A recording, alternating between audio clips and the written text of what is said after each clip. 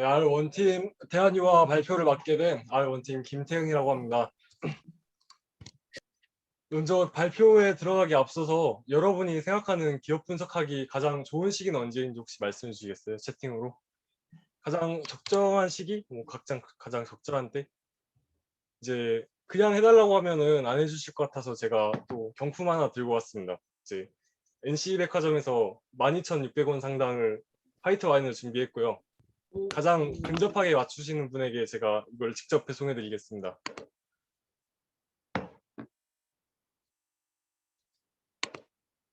채팅은 이거 안 뜨니?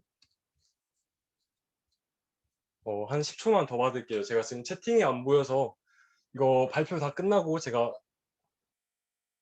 추첨해서 드리겠습니다. 네, 제가 생각하는 기업 분석하기 가장 적정한 시기는 물렸을 때입니다. 이제 속된 말로 물렸을 때라고 하고 이제 제대로 된 말로는 조금 손실을 보고 있을 때라고 하죠. 이제 사람 심리상 기업 주가가 올라갔을 때보다는 내려갔을 때 이유를 찾는 게 조금 더 사람스럽기 때문에 저는 이렇게 생각한다고 가정했습니다. 그래서 저는 대한유화 기업을 발표하기 이전에 기업유화 직접 물려봤습니다. 그래서 현재 한 7% 마이너스 수익률로 적혀 있는데 이건 어제 기준이고 오늘 한 8% 빠지더라고요. 그래서 지금 굉장히 좀 속상한 상태이고 이 발표에 제 영혼이 담겨 있다고 생각하시면 될 것 같습니다. 먼저 개요는 이렇게 되고 발표하기 전에 먼저 말씀드릴 게 있는데 제가 대본을 준비를 안 했어요. 절대 귀찮아서 준비 안 한 건 아니고 이제 석유화학 산업이 조금 재미없고 지루한 산업이다 보니까 어떻게 하면 조금이라도 재밌게 할 수 있을까 하다가 그냥 대본 없이 애드립으로 조금 액티브하게 했으면 좋겠다. 그래서 대본 없이 하게 되었고 당연히 그러다 보니까 저도 사람인지라 버벅거릴 수도 있고 좀 문맥상 안 맞을 수도 있는데 이러한 부분 조금만 이해해 주셨으면 감사하겠습니다. 먼저 산업 분석에 들어가기 전에 기업 개요가 앞에 아닌가? 왜 산업 분석이 먼저 오지? 라고 생각하실 수 있습니다. 근데 저희가 이제 코로나 풀리고 서면 클럽에 이제 놀러 간다고 가정해 봅시다. 서면 클럽에 놀러 가면은 이제 들어가기 전에 도장이랑 팔찌를 받아야지 들어갈 수 있는데 근데 회장님 굉장히 공감하시는 표정이신데 네. 어쨌든 대한유화에서 산업 분석은 이렇게 클럽에 들어가기 위해 필요한 도장이랑 팔찌와 같이 기업 개요, 투자 포인트, 리스크, 밸류에 들어가기 위해서 필수 불가분한 존재라고 할 수 있습니다. 그래서 산업 분석을 먼저 배치하게 되었고 이제 시작하도록 하겠습니다. 먼저 석유화학 산업인데 뭐 전환생성물, 가공생성물, 뭐 용어 같은 거 아실 필요 없습니다. 제가 간단하게 설명드리자면 S-오일 같은 정유업체에서 뭐 미국이랑 중동에서 석유를 수입해 옵니다. 이제 수입해서 그 석유를 끓이면은 이제 나프타랑 가스 같은 전환생성물이 나오게 되는데 이제 이것들을 석유화학 기업, 뭐 롯데케미칼, 대한유화 같은 기업에서 분리하고 정제하는 과정을 가지면 가공생성물, 에틸렌 같은 게 생성이 됩니다. 이제 에틸렌 같은 게 뭐냐면 에틸렌은 석유화학 제품의 가장 기초가 되는 유분 재료라고 생각하시면 됩니다. 그리고 이러한 에틸렌 같은 가공 생성물을 가공해서 뭐 타이어, 우리가 쉽게 아는 플라스틱, 아스팔트 그렇게 석유화학 제품이 만들어진다고 생각하시면 됩니다. 그 밑에는 위 석유화학 밸류체인을 조금 더 동사 관련성 기준으로 자세히 나타낸 건데 여기서 아실 부분은 NCC, ECC, CTO입니다. NCC 같은 경우에 나프타, 원유라고 생각하시면 되고 이 원유를 이용해서 에틸렌을 만드는 공정입니다. ECC 같은 경우엔 셰일가스, 천연가스를 이용해서 에틸렌을 만들고 CTO 같은 경우는 석탄을 이용해서 에틸렌을 만드는 공정입니다. 이 세 가지 공정을 제가 조금 더 보기 쉽게 표로 나타냈는데 이 세 가지 다 설명할 필요는 없을 것 같아서 NCC 공정만 제가 간단히 설명하고 넘어가겠습니다. NCC는 나프타를 통해서 이제 에틸렌을 비롯해 뭐 프로필렌, BTX, 부타디엔 등 생산하는데 이게 아시아랑 유럽에서 주로 생산합니다. 아시아랑 유럽에서 주로 사용하다 보니까 무슨 문제가 있냐면 아시아랑 유럽은 원유가 나지 않잖아요. 그러다 보니까 미국이랑 중동에서 원유를 수입해 와야 합니다. 이렇게 수입해 오다 보면 비용이 발생하게 되고 제조 원가가 가장 높다는 단점을 가지고 있습니다. 근데 이게 장점도 하나 가지고 있는 게 뭐냐면 이게 오른쪽 보시면 ECC랑 CTO는 에틸렌 비중에 너무 편향되어 있습니다. 보시면 79.6%, 100% 이렇게 편향돼 있는데 NCC 같은 경우에는 이렇게 편향돼 있다기보다는 조금 더 균등하고 다양한 제품을 생산할 수 있다는 점에서 장점을 가지고 있다고 생각하시면 됩니다. 다음 이 세 가지 공정에 대해서 제가 시황을 간단하게 설명드릴 건데 2020년도에 유가가 한 10달러까지 빠진 걸로 제가 뉴스를 봤었거든요. 그래서 이제 유가가 빠지면서 사람들이 아니 유가가 10달러인데 대체 누가 천연가스 그 비싼 천연가스 대체 누가 써? 그러면서 미국 셰일가스 기업들이 다 망해버렸습니다. 코로나 2020년 때 줄 도산해버려가지고 이제 나중에 경기가 올라가고 유가가 올라갔을 때 이게 공급이 따라갈 수가 없는 거죠. 다 망해버렸으니까. 그래서 어쩔 수 없이 천연가스 가격이 인상되게 되고 ECC의 마진율 또한 축소돼가지고 굉장히 안 좋은 시황을 가지고 있습니다. 다음 CTO도 마찬가지인데요. CTO도 뭐 중국의 석탄 생산 구조 조정으로 인해 뭐 석탄 가격이 급등해가지고 뭐 원가율이 급상승해서 스프레드가 굉장히 축소된 걸 보이고 있습니다. 이렇게 되면은 우리가 제사상에서 뭐 고기랑 막 생선 같은 거 막 배치하는데 고기가 막 삼겹살 막 소고기 돼지고기 100g에 200만 원 하면은 소고기 돼지고기 놓지 않잖아요. 생선을 놓지. NCC가 이런 생선을 역할을 한다고 보시면 됩니다. 경쟁 구도인 NCC가 수혜를 보는데 또 마냥 무조건 NCC가 좋다고는 할 수 없는 게 마진율이 좀 감소한 추세여가지고 이게 유가가 또 계속 오르고 있거든요. 그래서 전체적인 시황은 전부 다 안 좋다고 보시면 됩니다. 다음 석유화학 관련 정책입니다. 제가 진짜 여름엔 밖에 잘 안 나갔는데 엊그저께 한번 밖에 나갔다 왔는데 너무 덥더라고요. 그래서 한낮 저도 아니 와 진짜 지구 온난화 너무 심하고 기온 너무 올라갔다 그렇게 느끼고 있는데 국가적 차원에선 당연히 글로벌적으로 탄소 규제도 하고 친환경 정책도 펼치겠죠. 근데 이렇게 되면서 석유화학 산업은 탄소도 많이 배출하고 또 친환경이랑은 조금 거리가 멉니다. 그러다 보니까 석유화학 산업은 이제 사양 산업이 되어가는 중입니다. 이제 위 글은 제가 친환경 관련 정책 중에 대표적인 거 몇 개만 따왔고요. 밑에는 이제 석유화학 업종이 친환경적으로 변화하기 위해서는 어느 정도로 비용이 필요한지, 그리고 오른쪽에는 이제 먹고 살아가니까 얘네도 그 친환경 정책에 맞춰서 변화하는다는 걸 이제 표로 나타내 줬습니다. 또 기업 분석하는데 요새 코로나가 빠질 수 없잖아요. 그래서 요새 여행도 못 가고 그러니까 당연히 자동차도 안 팔리고 뭐 타이어 갈 일도 없고 그러다 보니까 도로도 당연히 깔 일도 없고 그래서 코로나 이전의 전방 사업은 다소 위축되었습니다. 하지만 언택트 시대와 관련된 우리 비대면 수업 하잖아요. 제가 알기로 2학기도 비대면 수업으로 알고 있는데 이런 비대면 수업 관련된 거 우리 주말 때 노트북 필요하니까 그 노트북도 다 플라스틱에 들어가거든요. 플라스틱 들어가고 또 뭐 손소독제도 뭐 알코올도 석유화학 제품이고 그거를 감싸고 있는 통도 플라스틱 석유화학 제품입니다. 이런 수요는 증가하고 있기 때문에 전방 산업이 다소 위축된다고 하더라도 전체적인 석유화학 산업의 캐파는 감소하지 않고 있습니다. 다음 뭐 또 글로벌 방역 강화 조치의 위생 의료용품 저희 항상 쓰고 다니는 마스크 얘기입니다.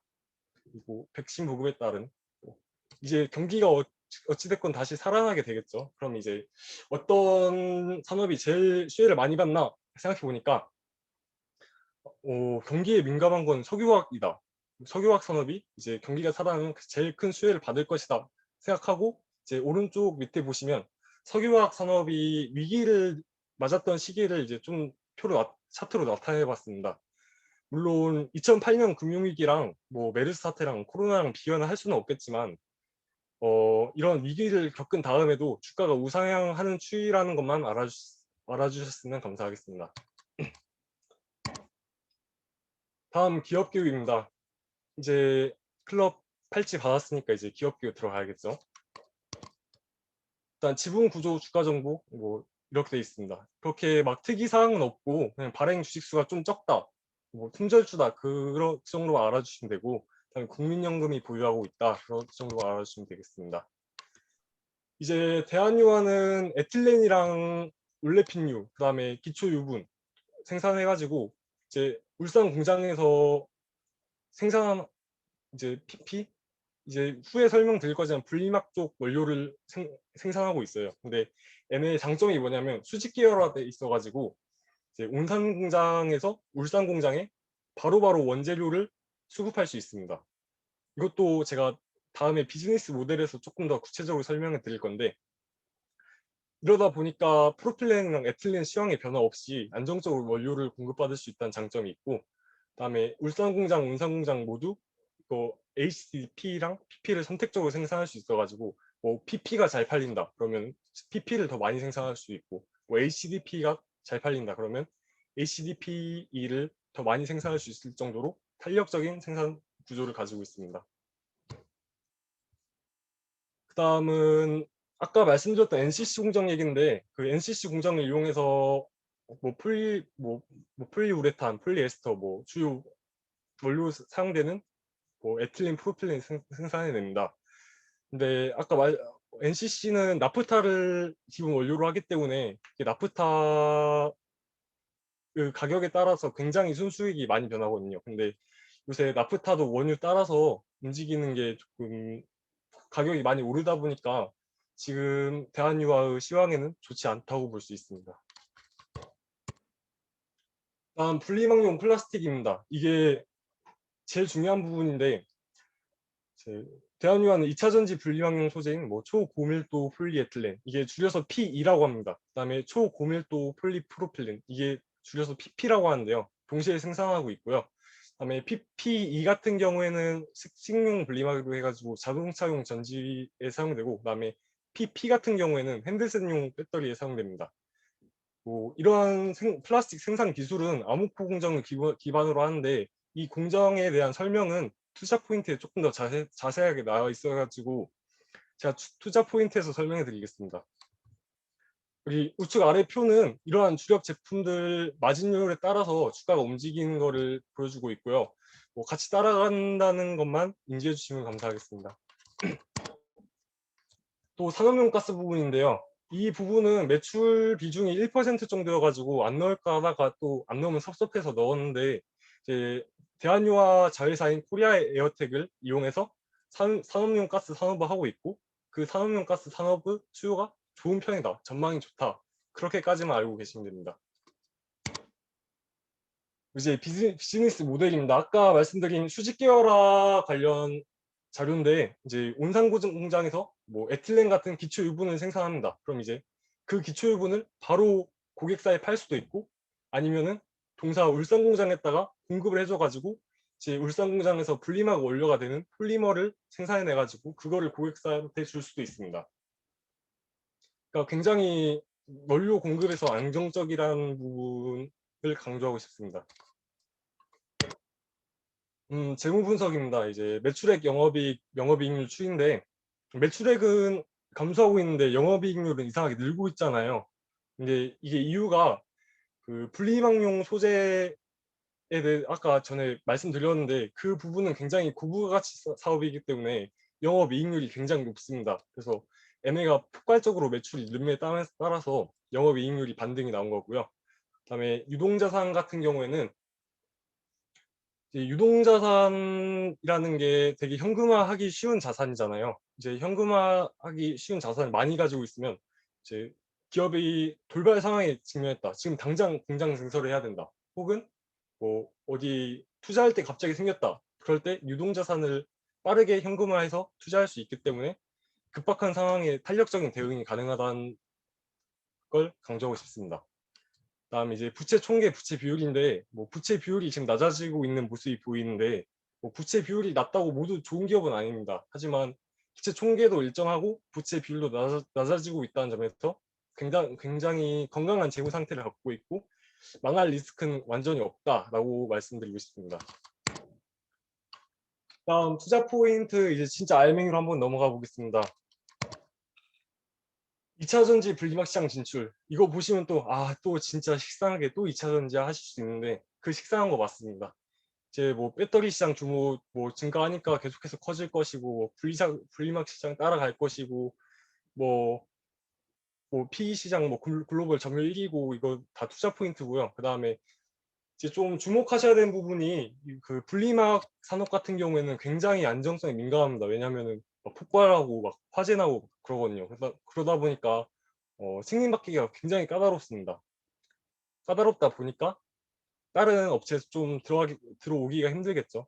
그래서 저희는 안정적인 매출 유지 및 성장이 가능할 것이라고 생각하고, 아래 표는 이제 전기차 시장 뭐 규모 추이랑, 오른쪽은 이제 그에 따라서 대한유화의 매출액이랑 영업이익이 어떻게 변화할 것이다, 저희가 추정해서 넣어봤습니다. 두 번째는 이제 경쟁사 대비 차별화하는 공정입니다. 아까 기업 개요에서 아무코 공정에 대해 잠깐 언급드렸는데, 이제 거기에 대해 좀 집중적으로 나가는 거고요. 이게 뭐 아무코 공정이 투명도, 고순도, 뭐 결정성 우위를 갖게 된다. 한마디로 그냥 질이 엄청나게 좋은 거예요. 질이 엄청나게 좋기 때문에 이러한 뛰어난 기술로 2차 전지 분리막 소재 글로벌 점유율 50%를 달성하면서 1위를 수성하게 됩니다. 근데 이게 제가 말로 하고 그 이제 글로 보니까 1위인 게 조금 잘 안 느껴지는 거지, 이긴 게 진짜 대단한 게 뭐냐면, 혹시 그 김지훈 하구님, 혹시 우리나라에서 가장 유명한 축구 선수 한 명만 말씀해 주시겠어요? 제일 축구를 잘한다 현재. 미스터 손흥민입니다. 그러면 혹시 두 번째로 축구를 잘한다 말씀해 주시겠어요? 뭐, 이렇게 2등은 안 나오잖아요. 이렇게 1등밖에 기억해 주지 않는 더러운 사회에서 1등을 달성한다는 거는 진짜 대한유화가 대단한 기업이라는 건 알 수 있습니다. 그러니까 한마디로 대한유화는 분리막계의 손흥민이다, 이렇게 이해하고 넘어가시면 됩니다. 세 번째로는 이제 고객사 증설에 따른 판매량 확대입니다. 대한유화의 대표 고객사로는 SKIT랑 창신신소재가 있는데, 얘네가 다 분리막 공장 증설을 하거든요. 그럼 이제 고객사인 대한유화 또한 혜택이 당연히 따라가겠죠. 그리고 이제 두 번째로 중요한 부분은 LG화학이 분리막 사업에 재진출합니다. 근데 LG화학 같은 경우 굉장히 대기업이잖아요. 돈도 많고 규모도 크고, 뭐 굳이 질 안 좋은 배터리를 쓸 필요가 없어요. 뭐 아무 공정 말고 다른 공정에서 하는 질 안 좋은 배터리를 쓸 필요가 없기 때문에, 이제 LG화학이 분리막 사업에 재진출할 경우 대한유화가 가장 큰 혜택을 받을 것이다, 그렇게 저희는 예상을 했고요. 이게 저희의 주관적인 의견이 아니라 모든 애널리스트들이나 아니면 뭐 전문가들이 그럴 것이다 라고 고견을 내고 있기 때문에 이 부분에 대해서는 믿으셔도 됩니다. 다음 이제 리스크입니다. 이제 리스크는 앞서 말씀드렸다시피 원재료 가격 영향 너무 많이 받습니다. 그래서 요새 유가가 계속 오르고 있다 보니까 거기에 대한 내용을 쓴 거고, 제가 생각하기로는 유가가 떨어질 일은 별로 없지 않나 싶어서 앞으로 시황도 그렇게 좋진 않다, 그래서 리스크에 넣게 되었습니다. 그리고 두 번째로는 아까 투자 포인트에서 말씀드렸던 아무코 공정인데, 이게 생각보다 이제 다른 과정에 비해서 생산 수율도 낮고 생산 비용도 많이 들어가고 되게 비효율적입니다.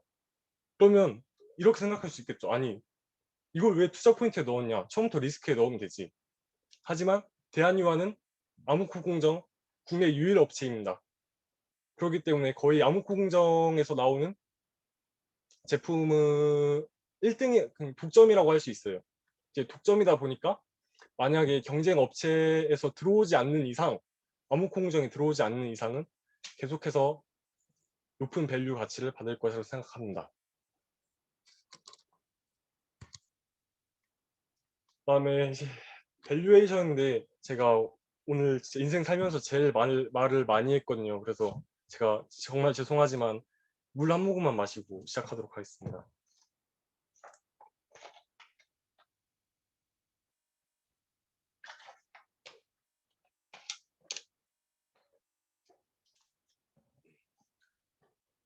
제가 아까 대한유화에 대해서 분리막계의 손흥민이다 그렇게 말씀드렸잖아요.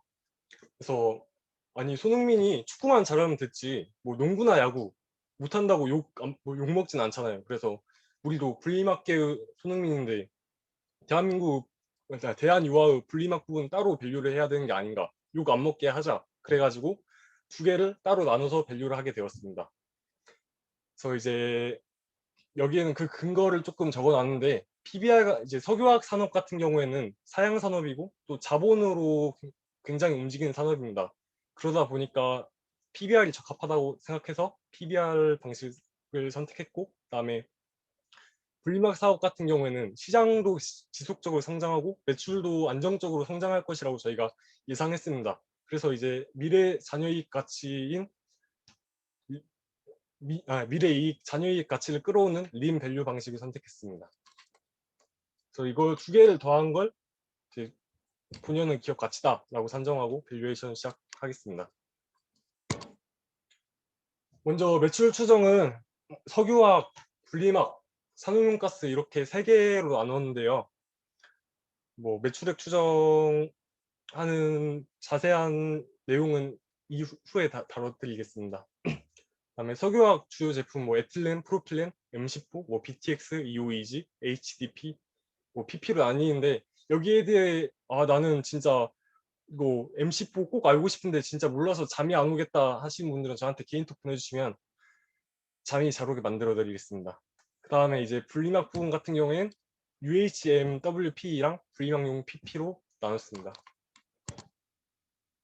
동사 같은 경우에는 주요 제품 가격 변동에 굉장히 크게 영향을 받습니다. 그래서 가격 생산량 추정해서 매출 추정했고요. 그다음에 산업용 가스 부분 같은 경우에는 매출 비중 약 1.76%밖에 차지하지 않기 때문에 그 산업용 가스 시장 성장률만 그냥 곱해서 매출액을 추정했습니다.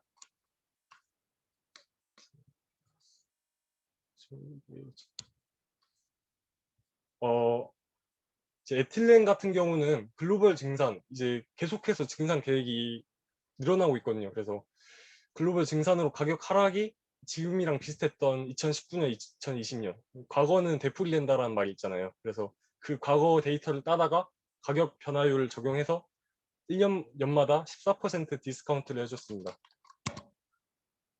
그리고 프로필렌 같은 경우도 에틸렌과 똑같이 해서 14% 디스카운트 해줬고요. 그다음에 M14 같은 경우에는 타이어 원료가 되는 재료라 타이어 수요 증가에 따라 22년도 성장률 20%, 그다음에 22년도 12%를 반영했습니다. 다음 BTX 품목인데 BTX 품목도 에틸렌과 똑같이 추정했다고 보시면 됩니다. 다음 EOEG 또한 마찬가지로 에틸렌이랑 똑같이 14% 디스카운트 해줬습니다. 이게 14%에서 의문이 드실 수 있습니다. 왜냐면 아니 에틸렌이랑 뭐 BTX랑 EOEG 뭐 똑같이 움직이는 게 말이 되나? 당연히 말이 안 됩니다. 근데 저희가 자료를 찾는 거에 한계가 있었기 때문에 또 석유화학 제품이 조금 같이 움직인다, 가격이 좀 같이 움직인다라는 걸 반영해서 에틸렌 부분을 모두 적용했다고 생각하시면 됩니다. 그다음에 범용 HTDP, 그다음에 PPCAPA. 여기서 나오는 PP는 분리막용이 아니라 분리막용을 제외한 석유화학용 PP입니다. 이 두 개 다 처음에 14% 에틸렌처럼 디스카운트를 해주고 그 다음에 얘네는 근데 공정이 고도화되고 기술력이 굉장히 필요하기 때문에 가격이 그렇게 하락하진 않을 것이다 라고 해서 저희가 프리미엄을 10%를 따로 줘서 할인율 4%를 줬습니다. 다음 UHMWP, 그 다음에 PPCAP 분리막용인데 이것들도 똑같은 논리로 4%씩 디스카운트 해줬습니다. 다음은 영업이익률을 통해서 영업이익을 추정했는데 석유화학 같은 경우에는 21년도 유가 사이클이랑 제일 비슷했던 17년도 이익률 적용했고 그다음에 이후 증산으로 이익률 하락을 예상해서 2%씩 디스카운트를 해줬습니다. 산업용 가스 경우에는 아까 말씀드렸다시피 그렇게 큰 비중을 차지하지는 않기 때문에 20년도 이익률을 고정했고요. 그다음에 분리막 같은 경우는 습식이랑 건식을 이제 가중 평균해서 이제 그 분에다가 글로벌 증산까지 고려했을 때 2%씩 디스카운트 해줬습니다. 뭐 기타 손실, 금융수익, 금융원가는 다 3개년 평균치 적용해줬고요. 그 다음에 지분법 이익 2020년 수치 고정해주고 법인세 비용 3개년 평균치 해가지고 유효 법인세를 정했습니다. 그렇게 해서 PBR을 구했는데요. 그 다음에 리임을 구하는 과정에서 2020년 자본 총액 구했고 상장 주식수 650만 주, 리스크 프리 레이트 1.1, 3년 만기 국고채 기준으로 했고요. 그다음에 베타 1년 기준으로 했습니다. 1.26으로 했고, 그다음에 시장 기대 수익률, 이게 주가로 원래 지수 변화로 하려고 했는데 워낙 변동성이 크다 보니까 그렇게 하면 좀 수치가 이상하게 나오더라고요. 그러다 보니까 그냥 GDP 5개년 성장률 평균을 때렸고요. 그렇게 해서 COE가 0.04713 이렇게 나오고, 이를 이용해서 계산을 해봤더니 오른쪽 밸류가 나왔습니다. 그래서 이렇게 두 개를 더했더니 마지막에 업사이드 포텐셜 15%, 업사이드 포텐셜 26%, 2021년, 2022년 이렇게 각각 나왔습니다. 이게 15%가 지금 오늘 주가가 반영 안 된 건데, 이게 아마 오늘 주가가 반영되면 한 20%될 겁니다. 이게 20%가 반영되면은 100만 원 넣으면 20만 원 주는 거예요. 아니 나는 비트코인 투자해가지고 한 3배, 4배 수익 볼래, 그럴 수도 있지만, 아니 여러분 한번 생각해 봅시다. 은행 이자율이 적금의 한 2%밖에 안 되잖아요. 그러면 이제 100만 원 넣으면 2만 원 주는 건데, 여러분들은 이거 15분 듣고 대한유화 100만 원 사면은 지금 15분 듣고 18만 원 버는 거예요. 왜냐면 20 빼기 2 하니까. 지금 제가 15분 동안 여러분들 지갑에 18만 원씩 넣어드린 겁니다. 그리고 20% 수익률에 대해 조금만 더 말씀드리자면, 이제 워렌 버핏도 시장 수익률에 대해서 그 1년 단위로 쪼개 보면은 평균 수익률이 20%씩 나오거든요. 그래서 제가 이제 대한유화를 사시면 18만 원과 더불어 워렌 버핏의 수익률까지 가져갈 수 있다라고 말씀드리며 발표를 마치겠습니다. 감사합니다.